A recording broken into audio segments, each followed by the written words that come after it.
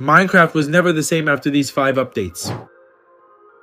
We start our breakdown in October 2013 with version 1.7.2, literally titled The Update That Changed the World. Before 1.7, world generation was predictable and repetitive. You had a handful of basic biomes, and temperature logic was non-existent, meaning you'd literally see a snowy tundra sitting right next to a burning desert. 1.7 completely rewrote the world generation algorithm. It doubled the total biomes in the game, giving us mesas, ice spikes, savannas, roofed forests, and birch forests. It also added amplified world generation for insane vertical terrain, stained glass for builders, podzol, red sand, and 2-block tall flowers.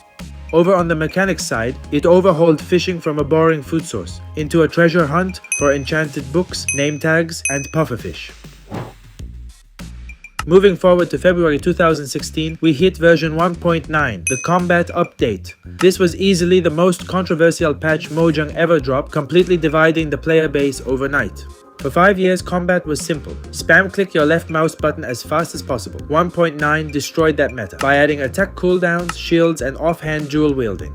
While the PvP community panicked, 1.9 quietly revolutionized survival gameplay. Additionally, it completely reworked the Ender Dragon boss fight, making it respawnable with end crystals and adding Dragon's Breath to craft lingering potions and tipped arrows. It also gave us game-breaking enchantments like Mending and Frostwalker, and in the End Dimension, 1.9 added Outer End Islands, End Cities, Chorus Fruit, Shulker Mobs, and the Elytra. The Elytra permanently transformed endgame exploration, turning travel into a high-speed flight simulator. Fast forward to April 2019 with version 1.14, Village and Pillage. Before this, villages were ugly, generated with plain cobblestone, and populated by useless villagers offering terrible trades. 1.14 completely rebuilt the entire villager economy. Villagers received 5 distinct architectural designs and villager outfits based on the biome they spawned in: plains, deserts, savanna, taiga, and snowy tundras. It introduced job site blocks like the lectern, blast furnace, smoker, grindstone, stonecutter, loom, and composter. This gave villagers daily routines and allowed players to build automated trading halls for enchanted books and diamond gear. To counter this new power, Mojang added pillager outposts, crossbows, raids, and the bad omen mechanic, along with the bell to alert villagers. Ultimately, 1.14 transformed the survival loop from a slow grind into a strategic economic empire. In June 2020, Mojang dropped version 1.16, the Nether Update, widely considered one of the greatest expansions in gaming history. Before 1.16, the Nether was a boring red netherrack wasteland you visited for blaze rods and immediately left. 1.16 turned it into a fully playable, living ecosystem. It introduced 4 vibrant biomes: Crimson Forests, Warped Forests, Soul Sand Valleys, and Basalt Deltas.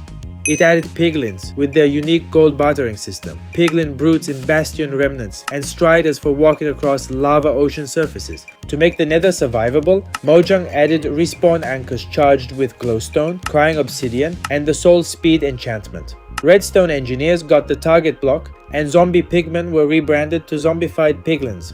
But the biggest bombshell was Netherite. For 10 whole years, Diamond was the undisputed king of gear. 1.16 dethroned Diamond by adding a fireproof, knockback-resistant tier, proving Mojang wasn't afraid to break old traditions.